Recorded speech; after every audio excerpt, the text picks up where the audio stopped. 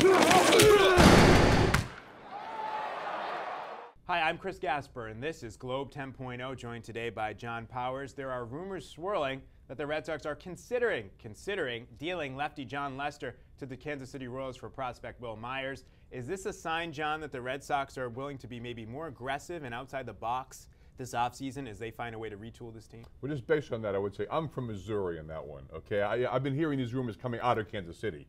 It may be more that they are serious about trying to get up from under and would go after a big name.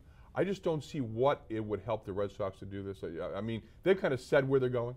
I don't see, I mean, if this came from them and they're saying, well, here's a signal, here's how serious we are. We're going to put our one proven pitcher, you know, on the block. Yeah, I mean, it's interesting. You look at this kid. I mean, he hit 37 home runs last year between AA and AAA, really a power hitter. You look at it and you say, why is this guy available, number one? Why would you trade a guy like this for Lester's only under control for 2 more years? I think if the Red Sox make this trade, what it signals, though, is that they're done feeding the monster, at least temporarily, and that it's going to be baseball. It's not going to be the tail wagging the dog anymore. Baseball decisions are going to be based on baseball thoughts, you know, baseball input. It's not going to be about the business and the sellout streak and all that, because trading your best pitcher, and Lester is still their best pitcher, for an unproven prospect would be quite a departure from the way business has been done on Yawkey Way the last couple of years. Yeah, I mean, in its own way, it's as bad as going after a Crawford or those guys who are proven at the top end and are expensive. This is every bit as much as risky, just not as expensive. I think if they really want to go back to basics, go back to what they said they were going to do when they took over the franchise. You go pitching and defense. You go back to the building blocks. I mean, where's this team building from?